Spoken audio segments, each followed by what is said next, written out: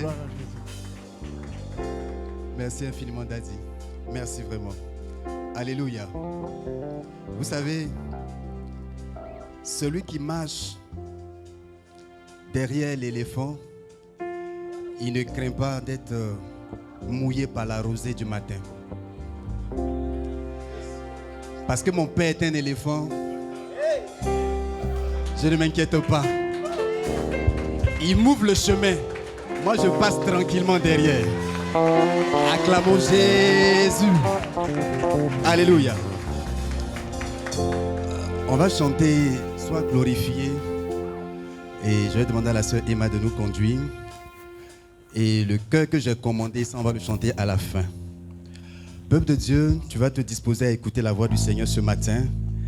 Et on va chanter « Sois glorifié au roi des rois ». Si tu veux t'asseoir, tu peux le faire. Si tu veux te tenir debout, si tu veux te coucher. Mais je veux ce matin que tu aies un cœur reconnaissant à Dieu pour tout ce qu'il fait de merveilleux dans nos vies. Karabala shege de berele kantarabala hinte de bereleka.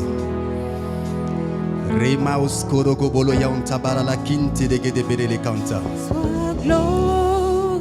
Rema oskoro bolo hinta baba shege de berele kanta. Sois glorifié, ô roi des rois. Sois glorifié, ô roi des rois. Sois glorifié, ô roi des rois. Sois glorifié, ô roi des rois. Sois glorifié, ô roi des rois. Sois glorifié, Sois glorifié, ô roi des rois. ô roi des rois. Sois glorifié, Sois glorifié, ô roi des rois. ô roi des rois.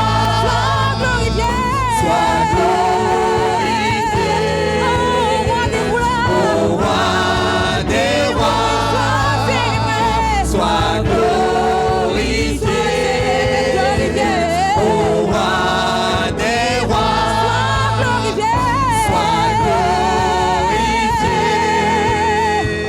ô roi des rois. Sois glorifié, ô roi des rois. Sois glorifié, ô roi des rois. Sois glorifié, ô roi des rois. Sois glorifié, ô roi des rois. Sois glorifié, ô roi des rois. Sois glorifié, ô roi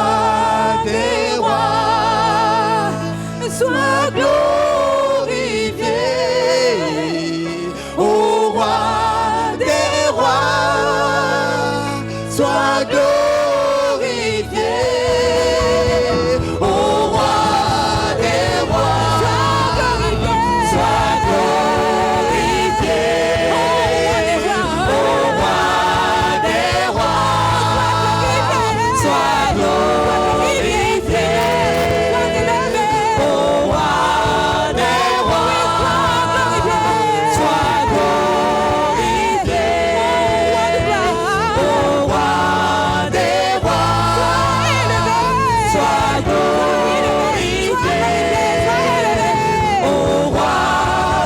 rois. Sois glorifié, ô roi des rois. Sois glorifié, ô roi des rois.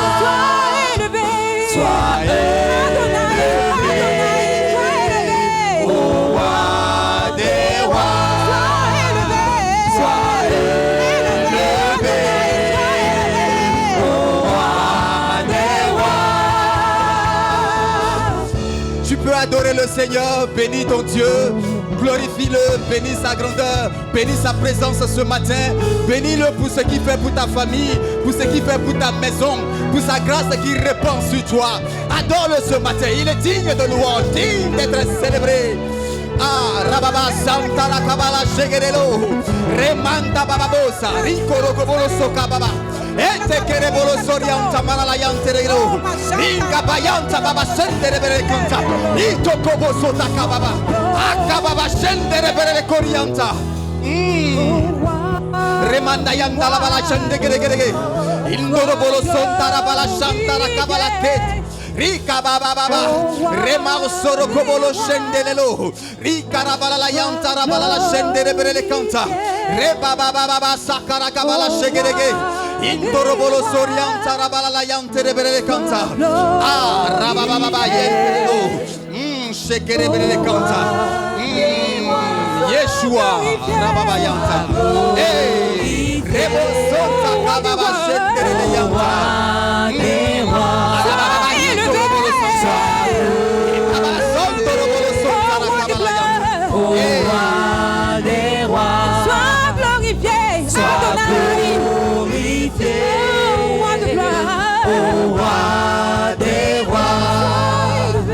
Sois glorifié, ô roi des rois. Rababa Santa, Mante de Bedeleka, Renda Barala Santa. Merci Seigneur notre Dieu Père. Que la gloire, que la louange, que la majesté te reviennent. Au nom glorieux de Jésus de Nazareth. Alléluia. Rinda Barala Santa Rakabala Yanta. Kirima Ondorobolo Santa. Notre Dieu ce matin est présent. Il va te faire du bien. Anta Barala Shendino. Je vais te rendre honneur et gloire. Mon Père qui règne là-haut et qui vit à jamais. Tu es présent ce matin pour bénir nos familles. Tu as dit à Abraham, toutes les nations de la terre seront bénies en toi. Et ce matin, Seigneur notre Dieu, chaque famille ici représentée recevra quelque chose de glorieux, quelque chose de phénoménal, quelque chose d'extraordinaire. Recevra une visitation angélique, une présence glorieuse. Parce que tu es là pour restaurer nos maisons. Tu es là pour restaurer nos familles. Tu es là pour restaurer nos fondements. Pour nous accorder de l'espérance, Seigneur notre Dieu. Dans ce monde confus, dans ce monde troublé, où les familles se déchirent, où les familles s'entre-déchirent, Seigneur, tu viens pour recoller les morceaux et pour nous redonner la vie. À toi la gloire, la majesté, le trône Père. Quelqu'un dit fort, Amen. Acclamons, acclamons, acclamons. Alléluia. Merci Seigneur Jésus. Ô roi des rois, sois glorifié. Ô roi des rois, sois élevé. Sois élevé, élevé, élevé. Ô roi des rois, sois élevé. Sois élevé.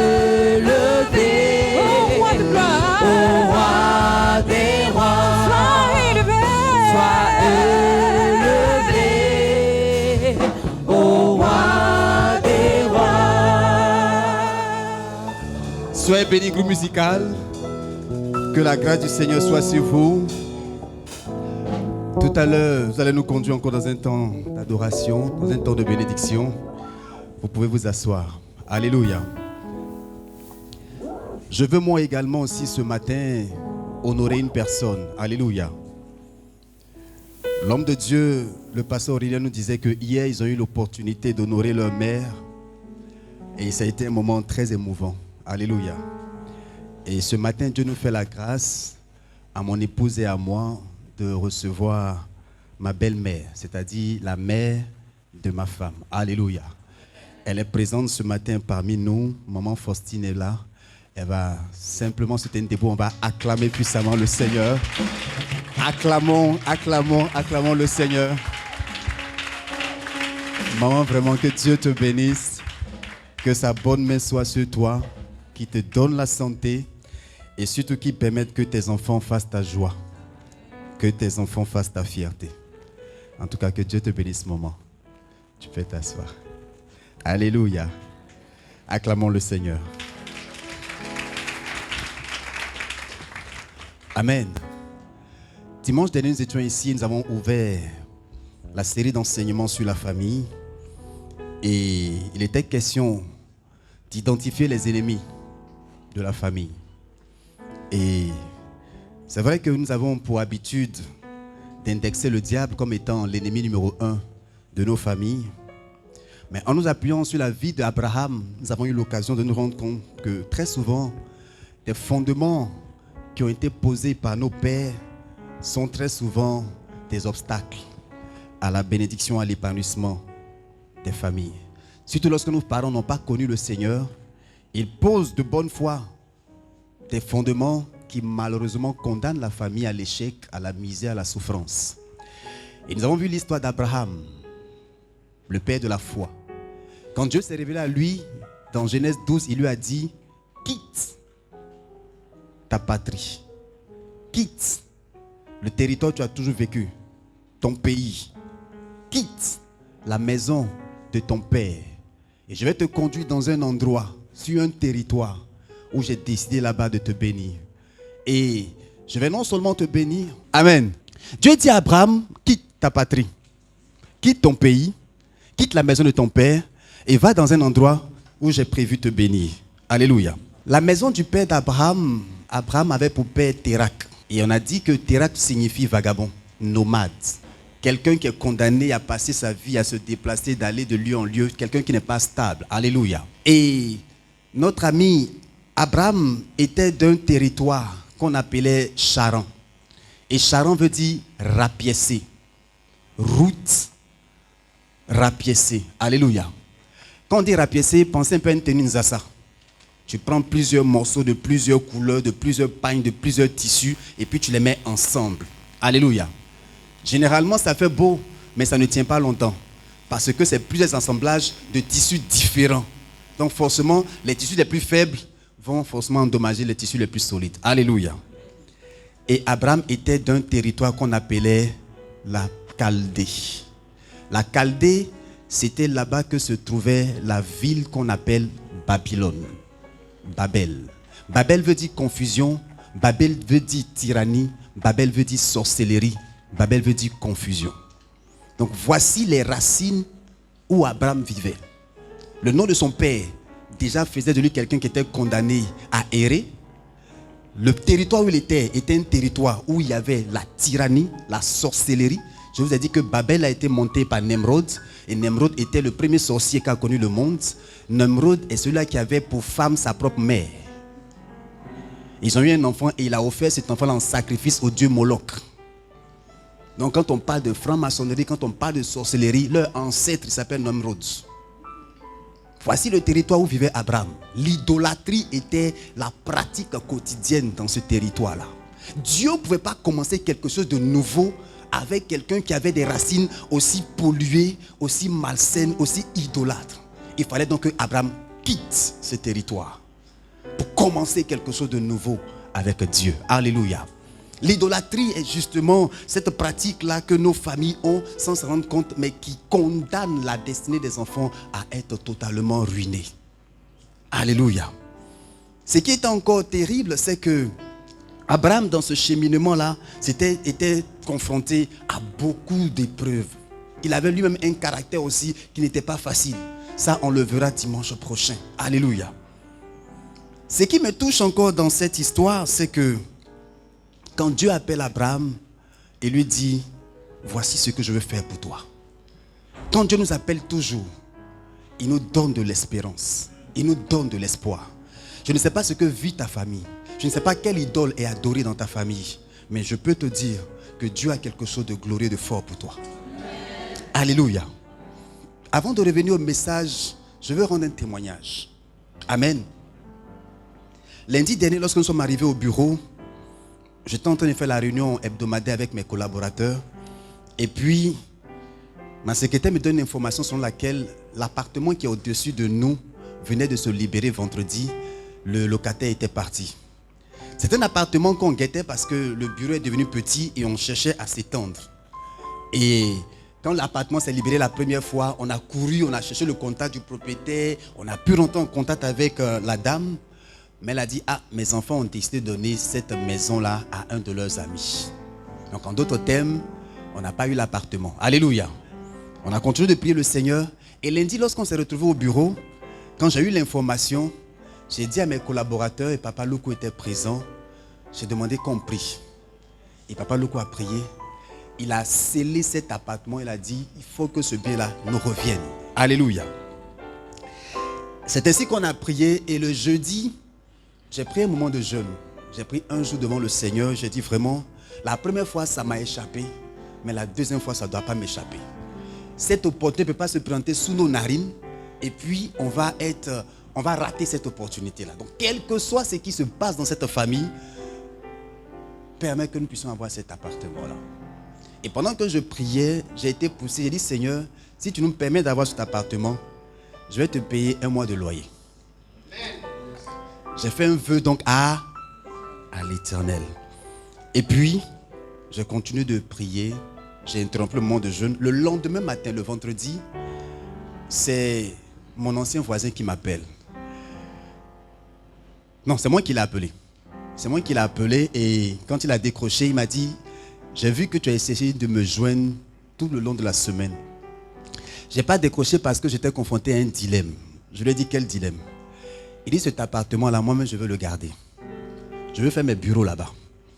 Mais je sais que tu m'avais dit à l'époque que tu voulais étendre tes bureaux et tu voulais cet appartement.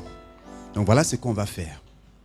Moi, pour l'instant, mes bureaux sont à Angers et je ne suis pas encore pressé parce que mon entreprise est petite. Mais elle va grandir.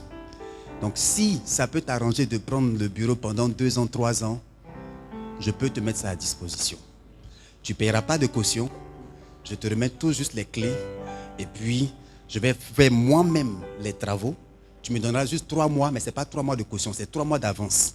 Et avec ces 3 mois, je vais faire les travaux, réhabiliter le lieu et je te donne ça pour 2 ans. Alléluia. Alléluia.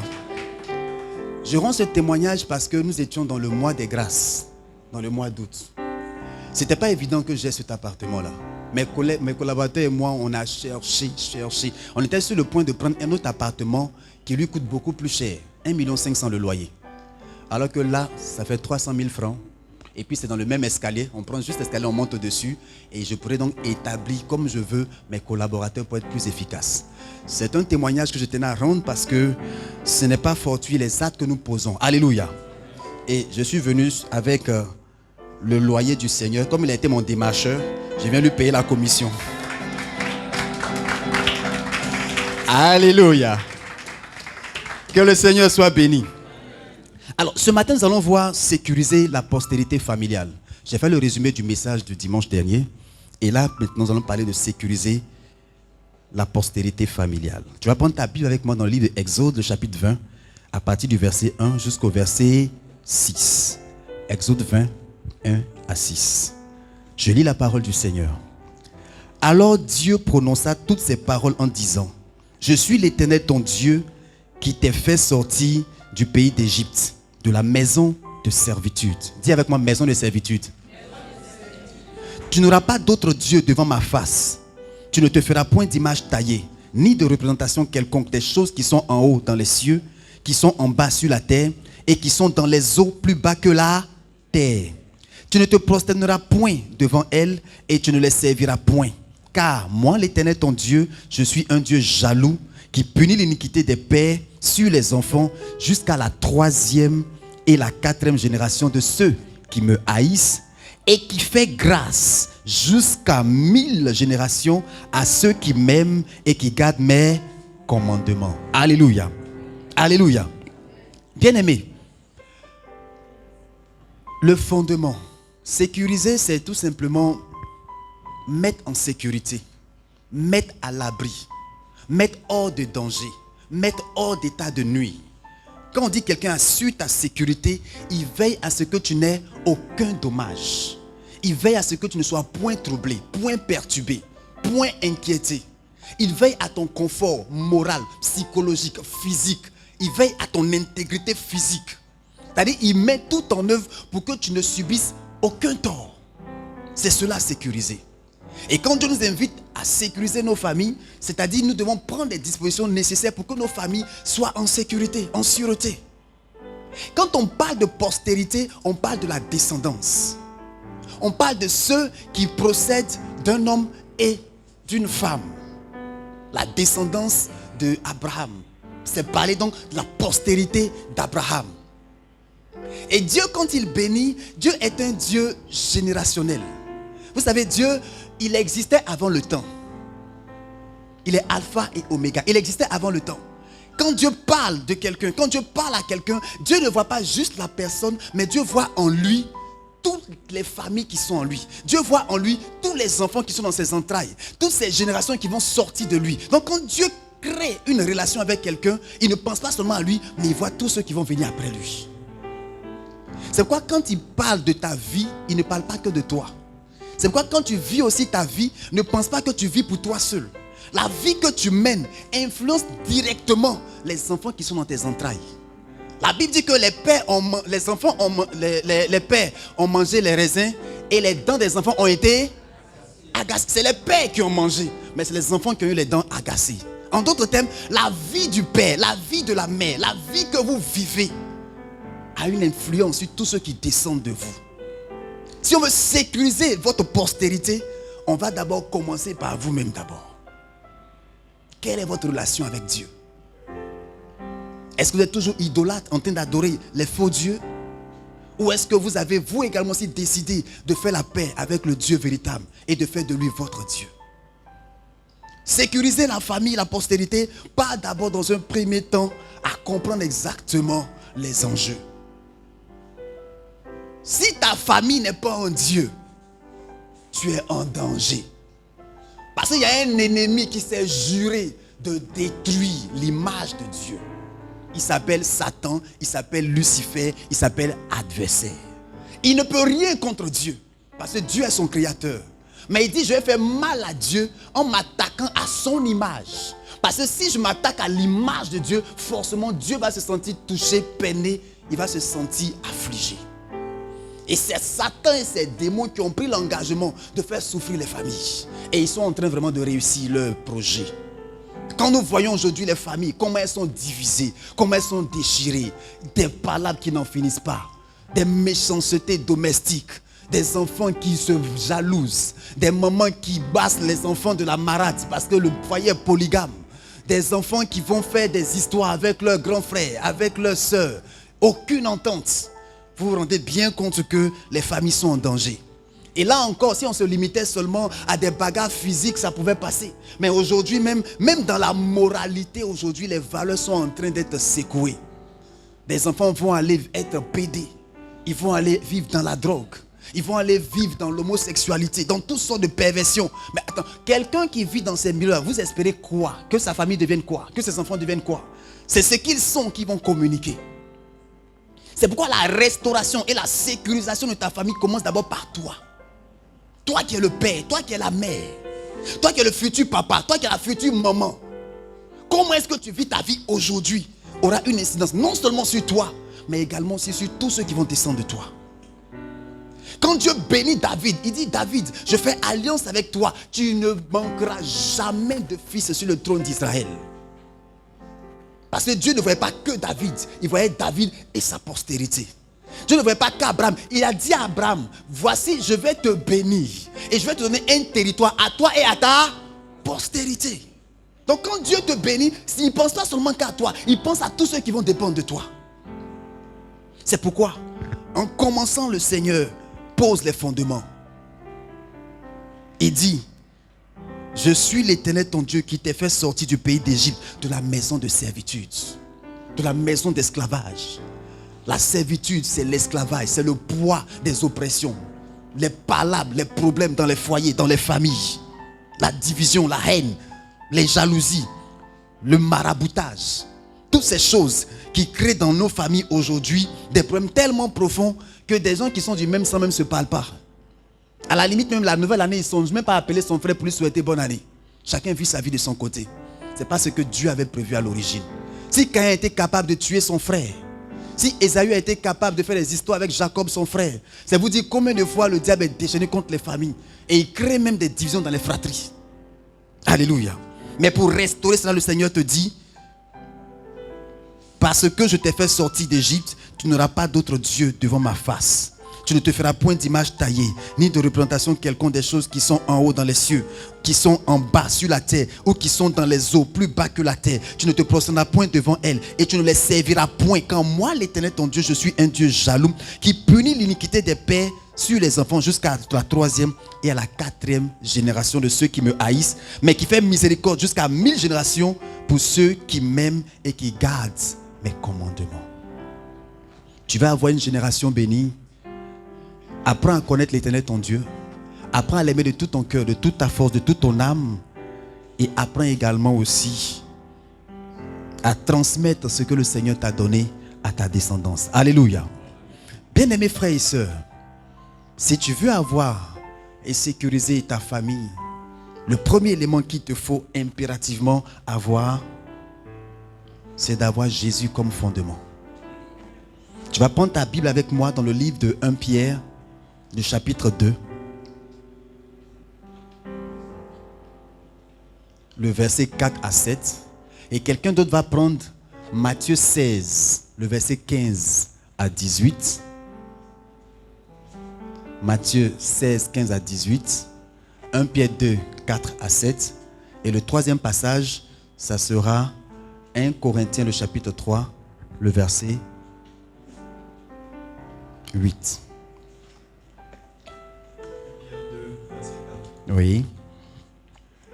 Approchez-vous de lui, pierre vivante, rejetée par les hommes, mais choisie et précieuse devant Dieu. Et vous-même, comme des pierres vivantes, édifiez-vous pour former une maison spirituelle, un saint sacerdoce, afin d'offrir des victimes spirituelles, agréables à Dieu par Jésus-Christ, car il est dit dans l'Écriture, voici, je mets en Sion une pierre angulaire, choisie, précieuse, et celui qui croit en elle ne sera point confus. Verset 7. L'honneur est donc pour vous qui croyez, mais pour les incrédules. La pierre qu'ont rejetée ceux qui bâtissaient est devenue la principale de l'angle, et une pierre d'achoppement, et un rocher de scandale. Amen. Amen. Ce passage de 1 Pierre est un passage clé. La Bible dit que la pierre qu'ont rejetée ceux qui bâtissaient est devenue la principale de l'angle. Jésus est la pierre sur laquelle doit être bâtie notre famille. C'est la pierre sur laquelle doit être bâtie notre vie. Tu dois faire la paix avec Dieu en acceptant Jésus comme Seigneur et Sauveur. Tu ne peux pas aspirer à avoir une famille bénie, une famille épanouie si Jésus n'est pas le Père, n'est pas le Dieu, n'est pas le Sauveur de cette famille-là. Et pour qu'il le soit, ça va commencer d'abord par toi. Ça va commencer par toi. Chaque fois que le Seigneur a eu à bénir Israël, chaque fois que le Seigneur a eu à se révéler à Israël, il leur disait chaque fois, je veux être votre Dieu et je veux que vous soyez mon peuple. Quand Dieu a envoyé Moïse, il dit va les chercher. Dis à Pharaon qu'il laisse partir mon peuple pour qu'il aille m'adorer dans le désert. Qu'il laisse partir mon premier-né. Parce que Israël est mon premier-né. Il a tenu mon premier-né en esclavage. Je vais vous révéler un mystère. J'ai eu à prêcher il y a 3 années de cela sur le mystère des premiers. Qui se souvient? Le mystère des premiers. Le diable s'est toujours attaqué aux premiers. Parce que les premiers représentent l'échantillon. Les prémices, c'est les premières offrandes que nous apportons à Dieu. Le premier revenu que nous apportons au Seigneur. Quand tu fais tes prémices à Dieu, Dieu considère que tu lui as donné toute ta richesse. Il se sent obligé de sécuriser toute ta richesse. Donc, le premier-né d'une famille, c'est la tête. Lui, il descend toujours sur la tête. Souvent, on dit quand le premier a réussi, tous les autres vont réussir. Quand le premier a été un modèle, tous les autres vont l'être. Et parce que Dieu sait que le premier a du prix et a de l'importance, son impact sur la vie est capital, Dieu a dit, donnez-moi les premiers-nés. En Israël, on consacrait les premiers-nés à Dieu. On les donnait, on les offrait à Dieu. Dieu considérait que tous ceux qui sont premiers-nés sont ses serviteurs. Mais à un moment donné, c'était difficile pour les parents de laisser partir leur premier aller servir au temple. Et Dieu a dit, comme il en est ainsi, je vais me choisir une tribu, la tribu de Lévi, qui va être mes serviteurs, mes sacrificateurs. Et vous autres, les premiers-nés, vos parents n'ont qu'à faire une offrande de rachat pour ne pas forcément que vous soyez obligés de venir me servir. Mais le mystère qui était caché dedans, c'était quoi? En prenant les premiers-nés comme étant la propriété de Dieu, Dieu sécurisait la destinée de toute une famille, de toute une génération. Et vous verrez que le diable s'en prend beaucoup aux aînés. Caïn était l'aîné, il a tué son frère. Ésaü était l'aîné, il a fait palabre avec son frère Jacob. Alléluia. Ruben est le premier-né d'Israël, du fils de Jacob. Ruben allait coucher avec les femmes de son papa. Son père lui a dit, tu es maudit. Tu es le premier, c'est vrai, mais je vais prendre ton droit d'aînesse et je vais le donner à ton petit frère. Je vais te destituer parce que tu n'as pas valorisé la grâce que tu as en tant que premier-né. C'est un privilège, c'est un honneur, mais c'est aussi une responsabilité. C'est un mystère. Donc les familles où les premiers ne sont pas convertis, là, priez pour que les premiers soient convertis. Et si Dieu te fait la grâce d'accepter le Seigneur, Dieu fait une substitution et il fait de toi donc le premier de la famille. Papa Loko n'est pas l'aîné de sa famille. Mais parce qu'il a accepté Jésus, né de nouveau, Dieu lui a donné la responsabilité, le mandat de chef de famille. Hier, il nous disait que quand il était en France, son papa a été choisi comme étant le chef du village. Son papa a attendu qu'il vienne pour lui dire, bon mon fils, je t'annonce qu'on a décidé de faire de moi le chef, donc j'attendais pour que tu viennes, pour qu'on arrête la date de mon intronisation. Il n'est pas l'aîné, mais parce qu'il connaît le Seigneur, parce qu'il a eu la révélation de Dieu, Dieu lui a donné ce statut-là aujourd'hui, qui fait de lui quelqu'un d'incontournable dans la famille. Le mystère des premiers. David n'était pas le premier, mais les grands frères de David, ils ont disparu de la circulation lorsqu'il fallait assumer les responsabilités. Il va sur le champ de bataille, les grands frères, chacun se cherche. Pendant que Goliath est en train de menacer tout le monde, tous les grands frères, les aînés, ils se sont cachés. C'est le petit David, le 8e fils, qui s'est présenté et qui a défendu l'honneur du Seigneur. Et Dieu lui a donné l'autorité, le mandat. Il a fait alliance avec David. Joseph n'était pas le premier, mais il s'est retrouvé en train de prendre en charge toute sa famille. Parce que le mandat lui a été donné. Pourquoi ? Parce qu'il connaissait le Dieu d'Israël et il s'était attaché à honorer ce Dieu-là. Tu veux être béni? Tu veux que ta famille, ta descendance soit sécurisée? Commence toi-même par connaître Dieu. Commence toi-même par aimer Dieu. Et si tu l'aimes et tu le connais dans ta famille, si ton grand frère, ton aîné ou ta grande soeur n'est pas converti, prie pour son salut. Parce qu'elle est la porte. Si Dieu la visite, c'est comme un robinet qui s'ouvre. Vous tous vous serez inondés par la grâce. C'était une parenthèse. Dieu donc va demander que le Seigneur Jésus soit le fondement. Je vous en supplie par les compassions de Dieu. Cette responsabilité de prier pour que tous vos frères et sœurs soient convertis là, vous devez l'avoir à cœur. Une semaine ne doit pas passer sans que tu ne pries pour le salut des membres de ta famille. Ça va être dramatique que toi tu sois au ciel, au paradis en train de te réjouir et puis ton père ou bien ta mère ou bien ton frère est en train de souffrir pour l'éternité en enfer. C'est une question d'éternité, frère. Une souffrance sans fin. Tu peux y mettre fin dès maintenant en faisant de la prière pour ta famille, pour le salut de ta famille, une responsabilité. Alléluia. La deuxième chose qu'il faut pour sécuriser la postérité, c'est de bâtir une arche. Noé a bâti une arche pour sécuriser sa famille et sa postérité. Dans une saison où le monde était troublé, où le péché avait atteint un seuil tellement horrible que Dieu n'avait d'autre choix que d'effacer l'homme de la surface de la terre. Il dit à Noé, j'ai pris une résolution, je vais détruire la terre par un déluge dont tu n'as pas idée. La terre n'a jamais connu cela et la terre ne connaîtra jamais cela après. Mais toi, construis une arche, fais un bateau, fais un bateau. Et ce bateau-là va sécuriser ceux qui accepteront de croire en l'évangile que tu vas prêcher. C'était une menace mondiale. Mais Noé a trouvé grâce aux yeux de Dieu. Pourquoi? La Bible dit que Noé craignait Dieu. Prends ta Bible dans Hébreux le chapitre 11. Hébreux chapitre 11. Le verset 7. Hébreux 11, verset 7. C'est par la foi que Noé, divinement averti des choses qu'on ne voyait pas encore, et saisi d'une crainte respectueuse, construit une arche pour sauver sa famille. C'est par elle qu'il condamna le monde et devint héritier de la justice qui s'obtient par la foi. Amen. Alléluia. C'est par la foi que Noé, divinement averti, des choses qui devaient arriver, saisi d'une crainte respectueuse, construisit une hache pour sauver sa famille. Pour sauver sa famille. Sécuriser la postérité que Dieu lui avait donnée. C'est par la foi. Il a cru à ce que Dieu a dit. Il n'y avait aucun signe dans le ciel qui montait des nuages. Et figurez-vous qu'il a bâti l'arche pendant 120 ans.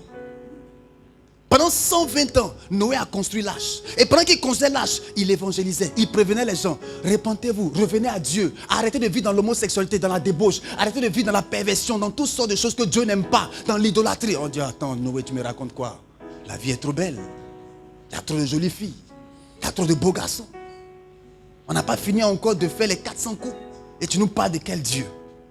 Noé n'a fait que prêcher pendant 120 ans. Mais parfois, on le trouvait ridicule. Quand les enfants de Noé partaient à l'école, on disait, votre papa, il est fou.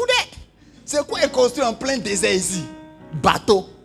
Où est l'eau là même? Puis il va mettre bateau là-dessus là même. On le prenait pour un dingue.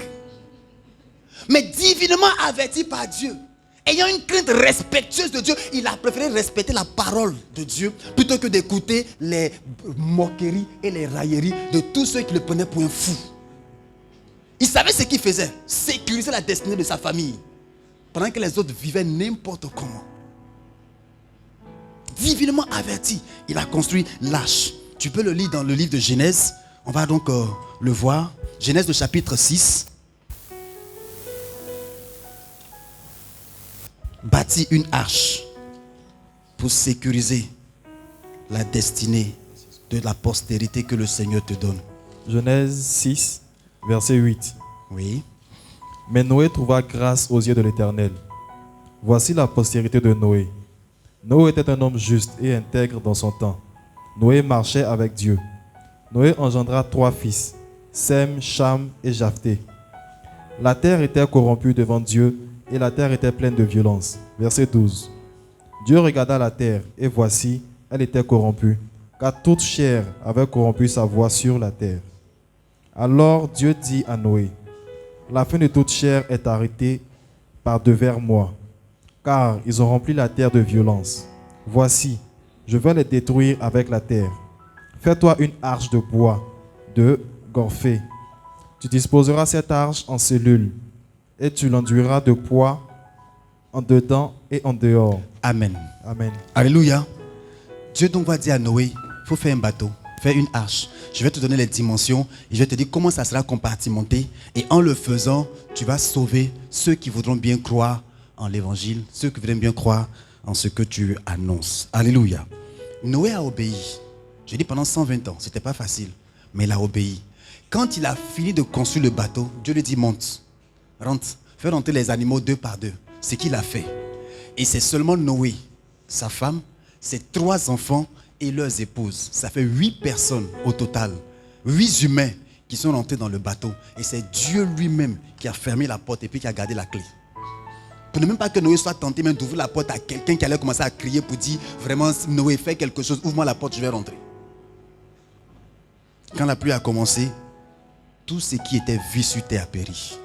Sauf Noé et ceux qui étaient dans le bateau. Quel est l'âge que tu bâtis pour ta famille, pour la sécuriser? Quel est l'âge que tu acceptes de bâtir pour ta famille afin qu'elle soit préservée de tous les fléaux que nous connaissons dans le monde aujourd'hui? C'est ta responsabilité. Ce n'est pas Dieu qui le fera pour toi. Le monde est en danger, frère. Le monde est en danger. Le monde est en danger. La moralité aujourd'hui est devenue plus bas que rien. On appelle mal bien, bien mal. Quand tu es honnête, on estime que toi qui es bête. Quand tu refuses de voler, d'être corrompu, on dit mais toi tu as l'eau dans ta tête ou bien tu es venu pour regarder la mer. Tu ne veux pas voler comme les autres.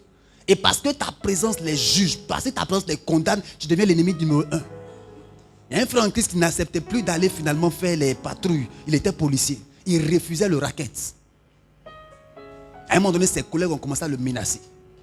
Il dit mais moi je ne vous empêche pas de racketter. Mais si moi je ne vais pas faire, quel est le problème? Et un qui lui a dit mais tu ne sais pas que ton attitude ça nous juge, ça nous condamne. Il faut rester au bureau, c'est mieux. Comme ça, on va faire notre canne ici.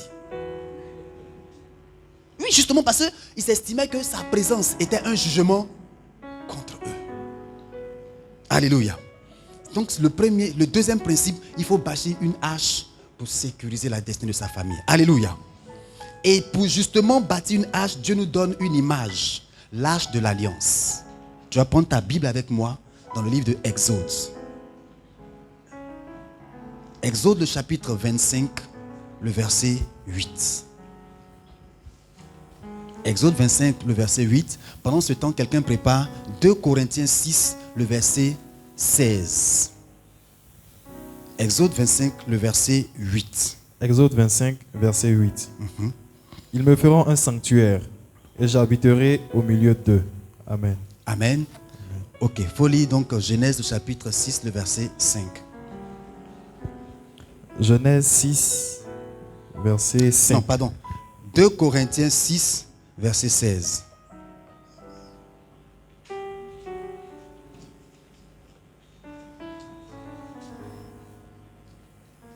« 2 Corinthiens, 6, le verset 16. 2 Corinthiens 6, verset 16.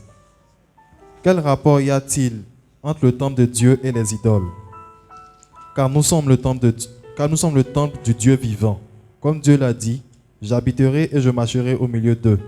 Je serai leur Dieu et ils seront mon peuple. Amen. Amen. Exode 25, le verset 8 nous dit ceci. Ils me feront un sanctuaire et j'habiterai au milieu d'eux. Rappelez-vous, dès le début en introduction, on a dit, tout ce que Dieu a toujours désiré, c'est d'être notre Dieu et nous que nous soyons son. Il faut que ta famille soit le peuple de Dieu. Il faut que tes enfants soient le peuple de Dieu. Il faut que toi-même, tu fasses partie du peuple de Dieu. Et tu dois t'arranger pour que Dieu puisse continuer à être le Dieu de ta famille et que toi, tu puisses continuer à être le peuple de Dieu. Alléluia. Et donc Dieu dit, si vous êtes mon peuple, je veux habiter au milieu de vous. Et pour pouvoir habiter au milieu de vous, construisez-moi un sanctuaire, un temple, pour que je puisse demeurer au milieu de vous. Et quand on lit dans Exode 25, le verset 10, après, il est dit ceci. Ils feront une arche de bois d'acacia. Sa longueur sera de 2 coudées et demi. Sa largeur d'une coudée et demi et sa hauteur d'une coudée et demi. Tu la couvriras d'or pur. Tu la couvriras en dedans et en dehors. Et tu y feras une bordure d'or tout autour. Tu fondras pour elle 4 anneaux d'or et tu les mettras à ses 4 coins, 2 anneaux d'un côté et 2 anneaux de l'autre. Verset 13. Tu feras des barres de bois d'acacia et tu les couvriras d'or. Tu passeras les barres dans les anneaux sur les côtés de l'arche pour qu'elles servent à porter l'arche. Les barres resteront dans les anneaux de l'arche et n'en seront point retirées. Tu mettras dans l'arche le témoignage que je te donnerai. Amen. Tu feras un propitiatoire d'or pur. Sa longueur sera de 2 coudées et demi et sa largeur de 2 coudées et demi. Tu feras 2 chérubins d'or. Tu les feras d'or battu aux 2 extrémités du propitiatoire. Fais un chérubin à l'une des extrémités et un chérubin à l'autre extrémité. Vous ferez les chérubins sortant du propitiatoire à ces 2 extrémités. Les chérubins étendront les ailes par-dessus, couvrant de leurs ailes le propitiatoire et se faisant face l'un et l'autre. Les chérubins auront la face tournée vers le propitiatoire. Tu mettras le propitiatoire sur l'arche et tu mettras dans l'arche le témoignage que je te donnerai. C'est là que je me rencontrerai avec toi. Du haut du propitiatoire, entre les 2 chérubins placés sur l'arche du témoignage, je te donnerai tous mes ordres pour les enfants d'Israël. Amen. Ça a été un peu long, mais vous allez comprendre tout de suite ce que c'est. Hébreux 9, versets 1 à 5. Hébreux, chapitre 9, versets 1 à 5. Je lis. Hébreux 9, suivez-moi bien. 1 à 5. La première alliance avait aussi des ordonnances relatives au culte et le sanctuaire terrestre. Un tabernacle fut en effet construit dans la partie antérieure, appelée le lieu saint. Était le chandelier, la table et les pains de proposition. Derrière le second voile se trouvait la partie du tabernacle appelée le Saint des Saints, renfermant l'autel d'or pour les parfums et l'arche de l'alliance, entièrement recouverte d'or. Il y avait dans l'arche un vase d'or contenant la manne, contenant la verge d'Aaron qui avait fleuri et les tables d'alliance. Au-dessus de l'arche étaient les chérubins de la gloire, couvrant de leur ombre le propitiatoire. Ce n'est pas le moment d'en parler en détail là-dessus. Amen. Alléluia. L'arche de l'alliance était le symbole de la présence de Dieu au milieu de son peuple. Quand Moïse a construit le sanctuaire, c'était le lieu de rencontre entre Dieu et son peuple. Et le sanctuaire était fait de 3 parties. Il y avait ce qu'on appelle le parvis, il y avait le lieu saint et il y avait le lieu très saint. Dans le lieu saint se trouvait l'arche de l'alliance. Alléluia. L'arche de l'alliance était une caisse qui était faite en bois d'acacia. Mais Dieu a demandé qu'en faisant cette caisse-là, qu'on la recouvre d'or pur. Tous les éléments de la caisse devaient être recouverts d'or pur. Et sur cette caisse, on devait dessiner, faire des sculptures de chérubins. Les chérubins, ce sont les anges. Alléluia. C'est une catégorie d'anges. Et donc cette caisse-là avait une couverture, un couvercle qu'on appelait le propitiatoire. Donc le propitiatoire, c'est le couvercle qu'on mettait sur l'arche. Alléluia. Et dans l'arche, il y avait la manne, la verge d'Aaron et il y avait les tablettes de l'alliance. Alléluia. Chaque élément, chaque symbole qui a été utilisé ici a son importance et a sa représentation. Alléluia. Il faut que ta maison soit un sanctuaire. Tu veux sécuriser la destinée de tes enfants, de ta famille, de ton mari, de ton foyer, de ton couple. Faites de votre maison un sanctuaire à l'éternel Dieu, pour l'éternel Dieu. Considérez que Dieu habite au milieu de vous à la maison. Que sa présence est votre sécurité. Si Dieu est chez toi, quel sorcier peut venir se balader sur ton toit la nuit? Quel sorcier peut jouer avec la destinée de tes enfants? Si Dieu habite au milieu de toi, s'il marche au milieu de toi, quel Satan peut oser venir s'asseoir chez toi? Même si quelqu'un vient du village qu'il est sorcier, il va dégager la même nuit, il ne va pas dormir. Le feu qui va avoir dans ta maison là, il ne pourra pas tenir. Parce que la présence de Dieu est réelle. Mais est-ce que nous créons les conditions pour que Dieu habite chez nous? C'est dans notre maison on fait palabre. C'est dans notre maison on fait tous les petits nyagas de la vie. Les disputes qui finissent pas, les éclats de voix, les éclats des chaises. On se lance les bouteilles, les assiettes. C'est dans cette maison que tu veux que Dieu vienne demeurer? On se ment, on passe son temps à critiquer, on passe son temps à se haïr, on passe son temps à parler mal des autres. C'est là que vous voulez que Dieu vienne habiter, qu'il vienne descendre? Alléluia. Donc Dieu dit, j'ai fait alliance avec Israël. Et mon alliance est représentée par l'arche qui doit être dans le lieu très saint. Et l'arche était faite de telle sorte que il y avait de l'or qui couvrait le tout. Tout était fait d'or pur. Bien aimé, l'or c'est le symbole du règne. L'or c'est la pierre précieuse des rois. Alléluia. Dieu il est le roi des rois et nous sommes des rois. Alléluia. Et l'or est également aussi le symbole de la pureté.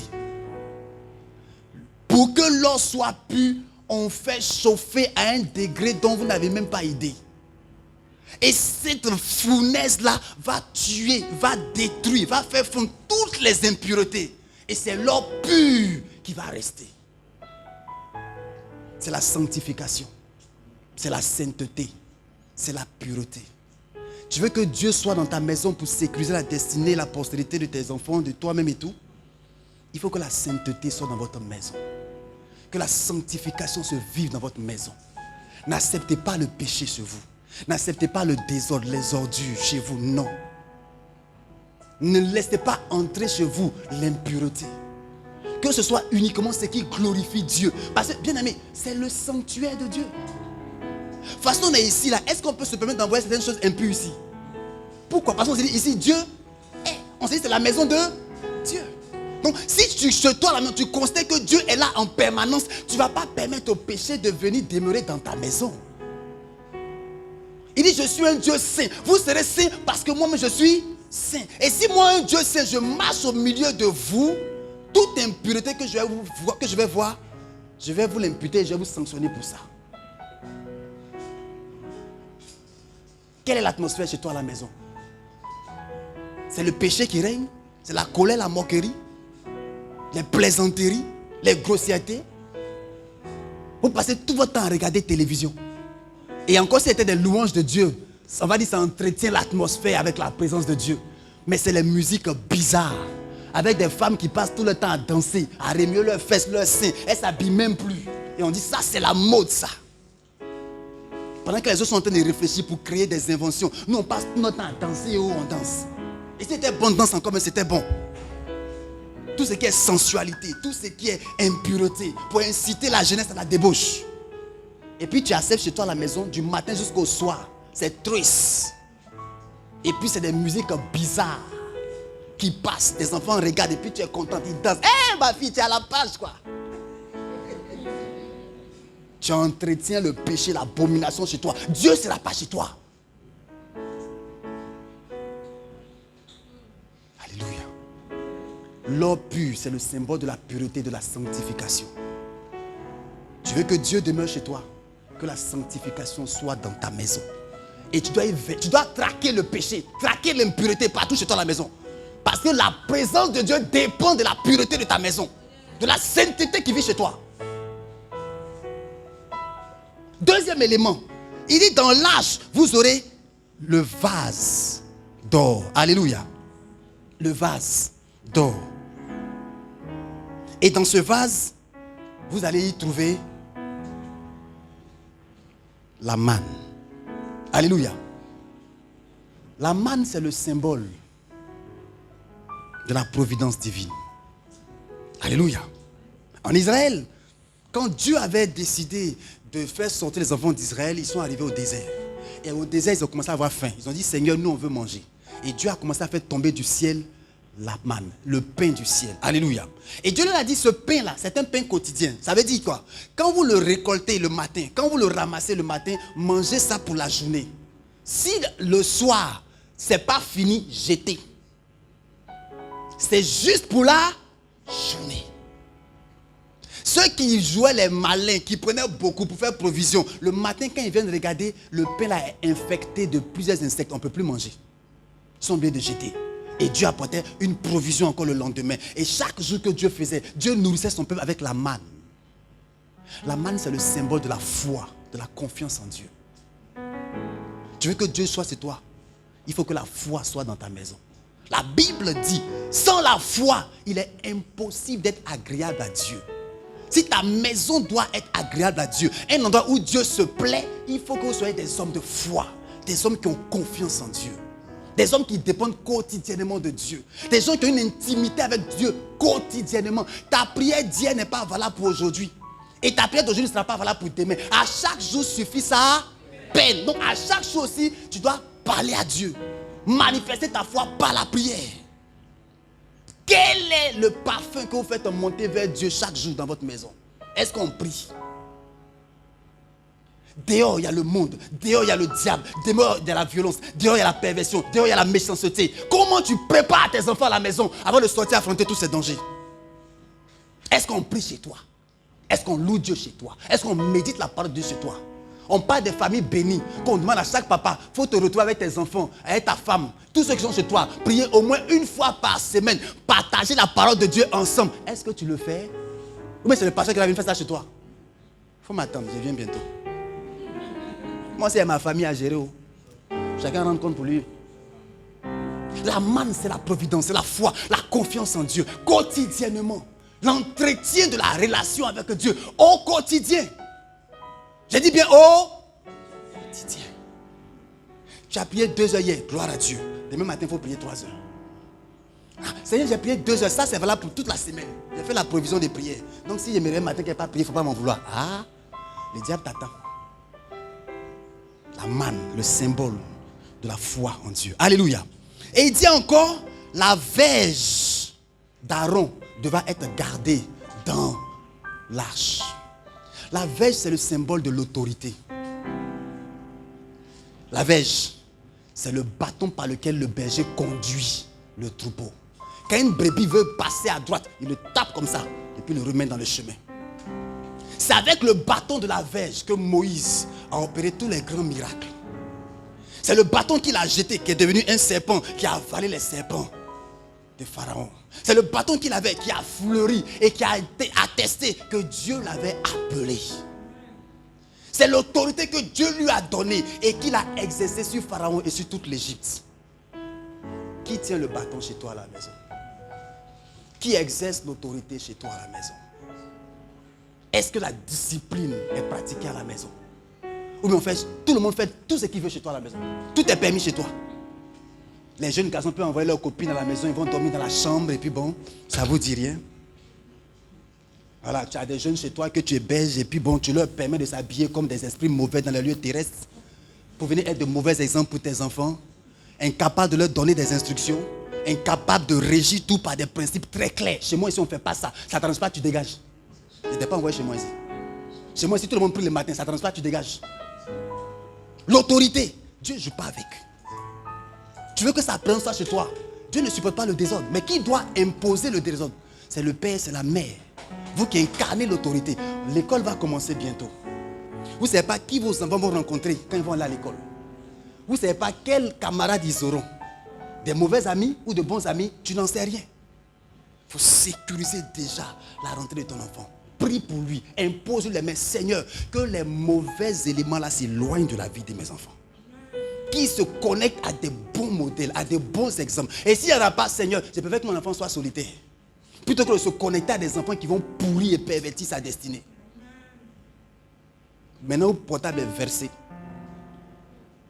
Or, le portable, c'est la porte ouverte à toutes sortes de perversions.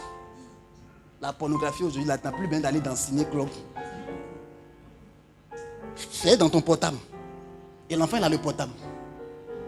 Qu'est-ce que ses camarades lui montrent? Est-ce que tu es au courant? Quand l'enfant revient le soir à l'école, qu'est-ce qui s'est passé? Comment ça s'est passé? Tu dois créer l'amitié avec tes enfants pour qu'ils puissent te dire ce qu'ils ont fait. Comme ça, quand ce n'est pas bon là, tu corriges. Mais tu attends la fin d'année pour demander le bulletin. Il va t'envoyer bonne note. Mais au plan moral, sa note là, est-ce que tu connais? Des enfants qui sautent clôture de l'école, elle a dans son sac, habit, coupé ici, short, sur les fesses, Spencer ici. Quand tu dis, elle est partie à l'école. Mon frère n'est pas parti à l'école. Elle est en boîte de nuit quelque part, ou en boîte de jour. En train de fumer chicha avec des amis quelque part. Le bâton, la verge d'Aaron doit exercer l'autorité, la discipline, la correction. Pour que la présence de Dieu soit entretenue de façon permanente dans ta maison. Je vais poursuivre rapidement, le temps avance. Alléluia. Il y a également aussi, comme on a dit, les tables de l'alliance. C'est sur les tables de l'alliance qu'il y avait les 10 commandements. La parole de Dieu. Est-ce que ta parole de Dieu est vulgarisée dans ta maison? Est-ce qu'on a accès à la parole de Dieu? Est-ce qu'on entend des messages? Notre Père spirituel qui est un puissant prédicateur. Mais est-ce que vous écoutez ces messages à la maison? On envoie des méditations chaque matin sur la plateforme Tabernacle de la bénédiction. Est-ce que même vous regardez? Est-ce que même vous lisez même les méditations? La parole de Dieu devait être gardée dans l'arche de l'alliance, dans le lieu très saint. Donc la parole de Dieu, si ta maison doit être un sanctuaire, la parole de Dieu de façon permanente doit être lue, pratiquée, vécue de façon concrète et pratique dans ta maison.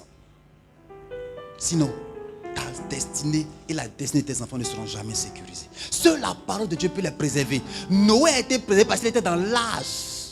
C'est parce qu'il était dans l'âge qu'il a été épargné. C'est pas parce qu'il était bon, pas parce qu'il était extraordinaire, mais c'est parce qu'il a obéi. Il est rentré dans l'âge. Ça a sécurisé la destinée de toute sa maison. C'est la parole qui va sécuriser tes enfants. Tu ne peux rien faire d'autre si ce n'est que prier et puis leur enseigner la parole de Dieu. Pour que quand viendra le mauvais jour, quand va venir les mauvaises actions, les mauvaises propositions, qu'ils soient capables de dire, il est écrit dans la parole de Dieu. Maman m'a dit que ça c'est le péché, ça c'est le vol. Maman m'a dit qu'on doit être honnête. Maman m'a dit qu'on ne doit pas insulter les grandes personnes. Tu lui apprends ça à la maison. Ce n'est pas le maître de maison qui va lui apprendre ça. Et ce n'est pas le maître de l'école qui le fera. Ils n'ont même pas le temps même pour ça maintenant. À l'école, on va lui apprendre comment devenir intelligent. Ok. Mais à la maison, tu dois lui apprendre comment est-ce qu'on vit socialement. Comment est-ce qu'on vit émotionnellement. Comment est-ce qu'on gère les crises dans la vie. Comment on devient un homme, une femme. C'est à la maison que ça s'apprend. Ce n'est pas dehors. Ce n'est pas le maître qui va faire ça pour eux. C'est toi. Et la Bible est là justement pour que tu enseignes tes enfants. Les tablettes de l'alliance étaient dans l'arche. Là où était la présence permanente de Dieu. Que la parole de Dieu soit permanente dans votre maison. Ce n'est pas dimanche seulement on écoute la parole de Dieu, je vous en supplie. Chaque jour, que la parole de Dieu puisse tourner en boucle comme ça dans votre maison. Alléluia. Bâtir une arche. Alléluia. Et les chérubins. Les chérubins, c'est tout simplement le symbole de la louange. Les chérubins étaient les anges qui étaient appelés à louer Dieu. Que chez toi à la maison qui est la louange, frère. Quand tout le temps que ce soit la musique de Dieu. Et non pas les bobarabae, bobaraba, bobarabae, bobaraba. Des chansons qui ne glorifient pas Dieu là. Tu acceptes qu'on met ça chez toi. Non, c'est la mode. Ça, c'est la chanson. Actuellement, c'est la chanson qui est à la page. Frère, n'importe quoi rentre pas chez moi. Hein? C'est pas louange de Dieu. Tu as mis poste radio, c'est louange païenne. Je vais te chasser avec ton poste radio. Chez moi, c'est louange de Dieu. Louange de Dieu où? Après, nous va laisser. Ça ne t'arrange pas, va chez toi. Je suis chez moi à la maison. Je fais ce que je veux. Va prendre ta maison, puis tu vas mettre de reggae. Fais ça chez toi là-bas. C'est moi ici là. C'est Jésus qui a adoré. Alléluia. Donc, tu veux donc que Dieu soit en permanence chez toi? La manne, symbole de la foi. L'or pur, symbole de la sainteté, de la pureté. La verge, symbole de l'autorité. Et également aussi les tablettes, symbole de la parole présente en permanence dans la maison de Dieu. Alléluia. Rapidement encore, un autre principe pour sécuriser notre famille et la postérité que nous avons, c'est tout simplement... Donnez-moi une petite minute.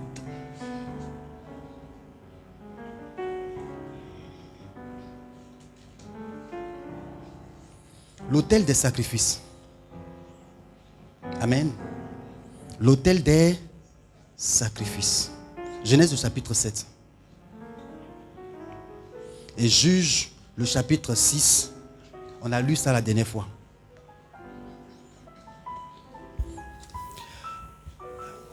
Genèse chapitre 7.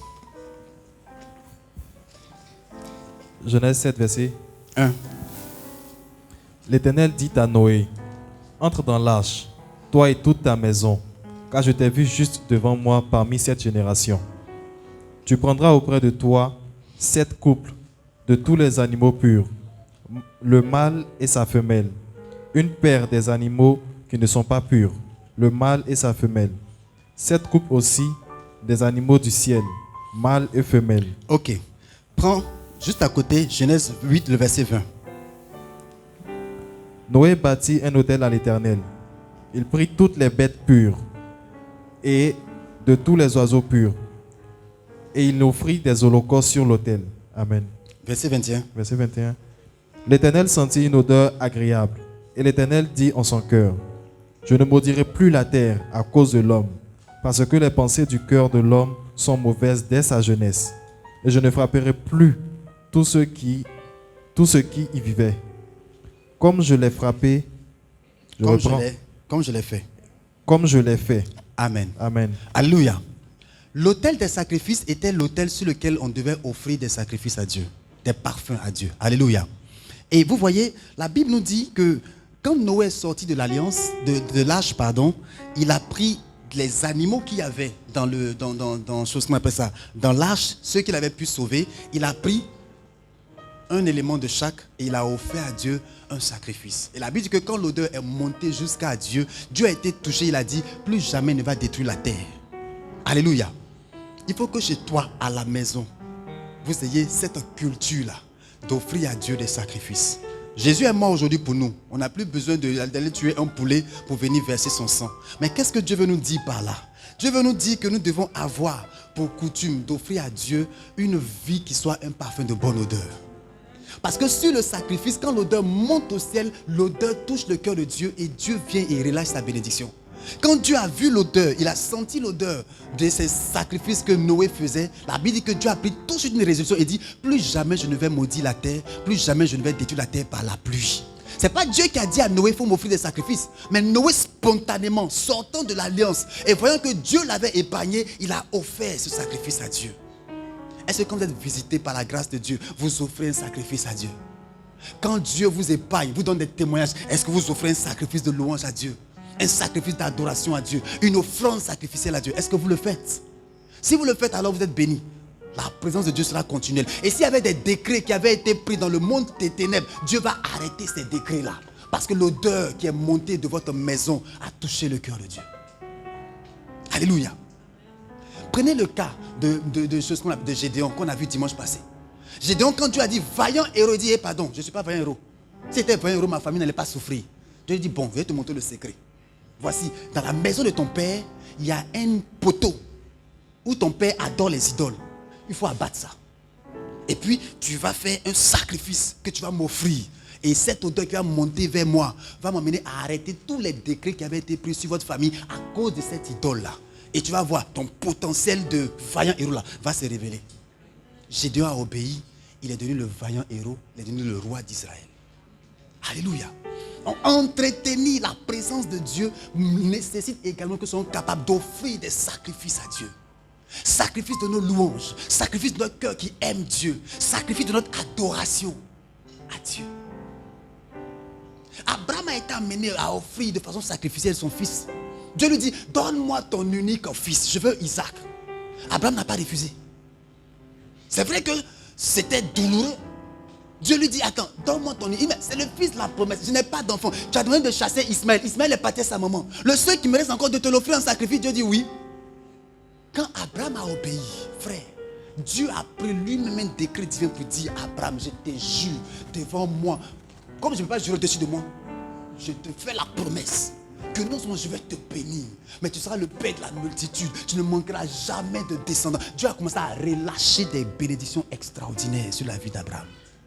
Parce qu'Abraham a offert un sacrifice de grande valeur. Ce qu'il avait de plus cher, son unique fils. Qu'est-ce que toi tu donnes à Dieu? Qu'est-ce que ta maison donne à Dieu? Ce matin, il y a une soeur qui a fait un don. C'est chaud financièrement. Mais elle a décidé d'offrir un micro à l'église. Parce qu'elle voit comment des fois les pasteurs souffrent en train de chercher micro, en train, ça crache, ça crie, tout ça. Tout à l'heure, on aura l'occasion de prier pour toi, ma fille Angéline. Alléluia. Elle a identifié un besoin. Et puis elle a pourvu. Ça, c'est un hôtel qu'elle vient de bâtir comme ça. À jamais, la génération de ses descendants va être sécurisée. Celui qui sait répondre aux besoins de Dieu, sait attirer la grâce de Dieu sur sa vie. Je vais rapidement clôturer. Donc, l'âge de l'alliance, l'autel de sacrifice, alléluia. Et il y a deux derniers éléments pour qu'on puisse clôturer. Le service.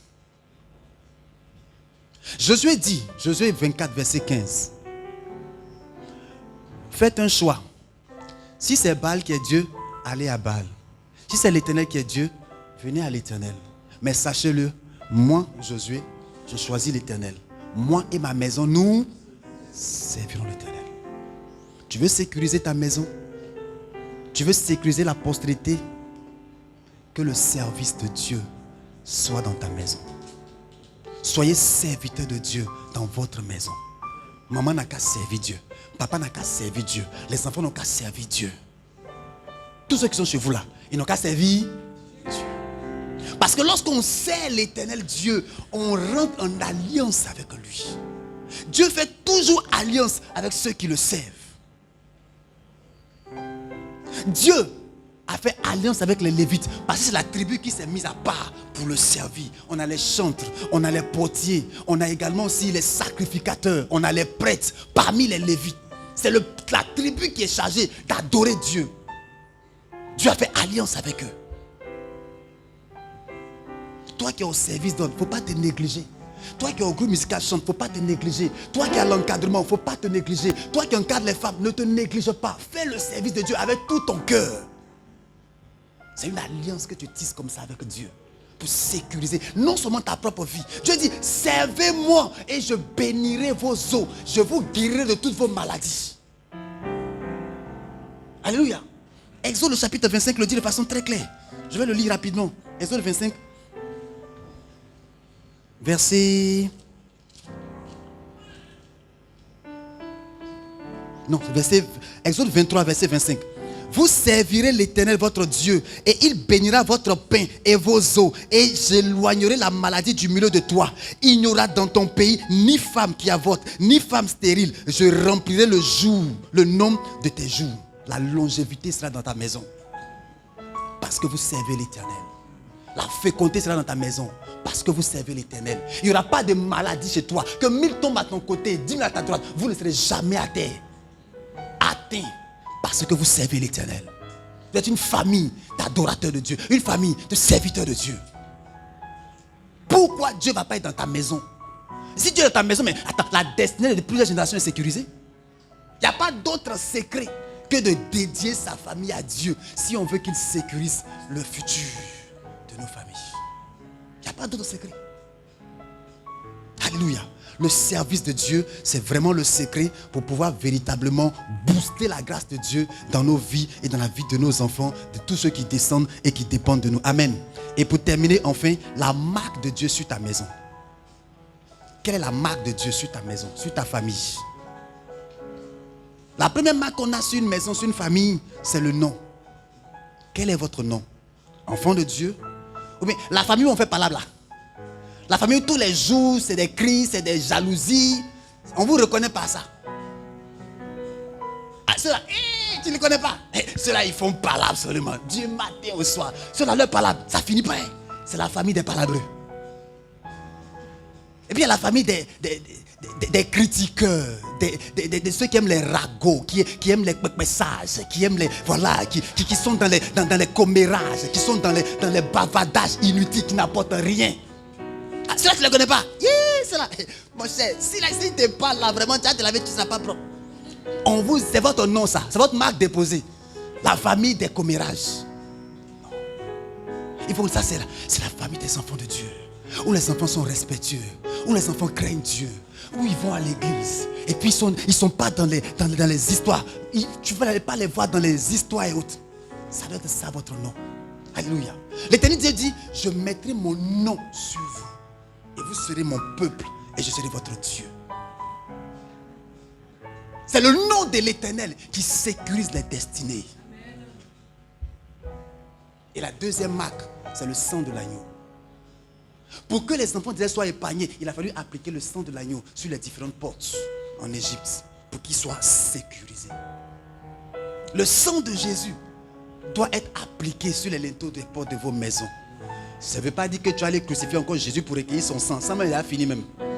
Voilà, il n'y a plus de sang. Mais je veux te dire qu'il t'appartient en tant que père, en tant que mère, d'apposer, de oindre les linteaux des portes de ta maison, de oindre tout ce qui est chez toi à la maison, de les dédier, de les consacrer à Dieu. De dire, Seigneur, j'applique sur cette maison ton nom, j'applique sur cette maison le sang de l'agneau. Tout ce qui est ici t'appartient à toi.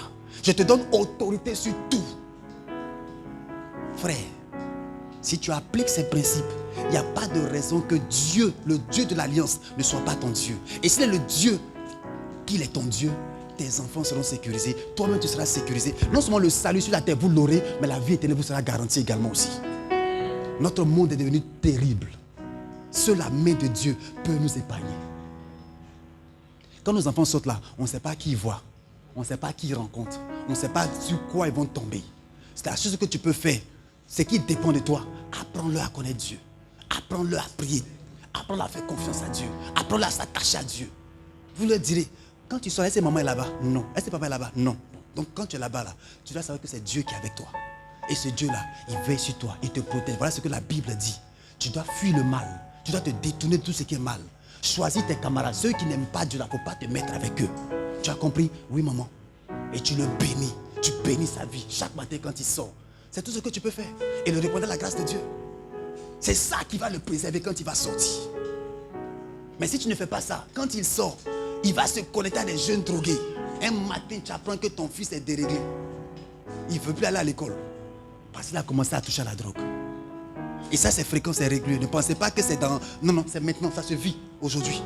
Dans nos établissements, on vend la drogue à nos enfants dans leur petit déjeuner. Alléluia. Bien-aimés frères et sœurs, tu veux sécuriser la destinée de tes enfants, premièrement, que Jésus soit le fondement, la pierre angulaire. Deuxièmement, il faut construire une hache, comme Noé l'a fait. Obéis à ton Dieu. Troisièmement, il faut bâtir l'arche de l'alliance, en veillant à ce que la sainteté, en veillant à ce que la foi, la confiance en Dieu, en veillant à ce que l'autorité soit exercée, en veillant à ce que la parole de Dieu soit vécue dans ta maison. Il faut que la louange symbolisée par les chérubins soit permanente dans ta maison. La louange entretient une atmosphère de paix, de joie, de bonheur. Ouvre les cieux pour que l'abondance tombe chez toi. Que la louange soit permanente dans ta maison. Autre élément, il faut bâtir un autel de sacrifice, de parfum à l'Éternel ton Dieu. Troisième élément, le service. Que ce soit une famille de serviteurs de Dieu. Que chacun soit motivé à faire quelque chose dans la maison de Dieu. Et enfin, que la marque de Dieu soit sur vous. Le nom de l'Éternel, que vous soyez appelés enfants de Dieu et que le sang de Jésus puisse continuellement vous garder et vous préserver. Si vous vivez votre vie de telle manière, de cette manière, il n'y a pas de raison que la grâce de Dieu ne soit pas sur vous. Je vais juste lire le livre de 2 Chroniques, le chapitre 21, et puis on va prier. 2 Chroniques 21, le verset 7. 2 Chroniques 21, verset 7. C'est le dernier passage, c'est la conclusion, et on va prier. 2 Chroniques 21, verset 7. Il est dit ceci. Mais l'Éternel ne voulut point détruire la maison de David à cause de l'alliance qu'il avait traitée avec David et de la promesse qu'il avait faite de lui donner toujours une lampe à lui et à ses fils. Amen. Il y a eu un péché dans la maison de David. Et à cause de ce péché-là, Dieu était tellement fâché qu'il devait arracher la royauté même à David et à ses descendants. Mais parce que Dieu avait promis à David qu'il aurait toujours un fils sur le trône d'Israël, Dieu a préféré plutôt diviser Israël en deux. Et garder une partie sur laquelle les enfants de David pourront toujours régner. Et puis l'autre partie là, il a confié ça aux autres tribus. À cause de l'alliance qu'il a faite. Le péché méritait qu'il n'y ait plus d'enfants de David sur le trône d'Israël. Mais Dieu dit, j'ai promis à mon serviteur, j'ai fait alliance avec lui. Sa maison m'a été dédiée, m'a été consacrée. J'ai promis à ses enfants qu'ils seront toujours rois. Je ne peux pas changer ma parole. Mais comme le péché est grave, ce qu'on va faire, je divise le territoire en deux. Il y a une partie où les enfants d'Israël vont régner. Et puis l'autre partie là, je vais donner ça aux enfants de David. Et c'est ce que Dieu a fait. L'alliance a sécurisé la destinée des enfants de David. Même quand il est mort, David a toujours eu un fils sur le trône d'Israël. Sur plusieurs générations, Dieu a respecté sa parole. Jusqu'à ce que Christ vienne. Fils de David encore, il s'est appelé. Parce que descendant de David. Tu veux sécuriser ta famille, applique cela et Dieu te bénira. Que Dieu nous bénisse.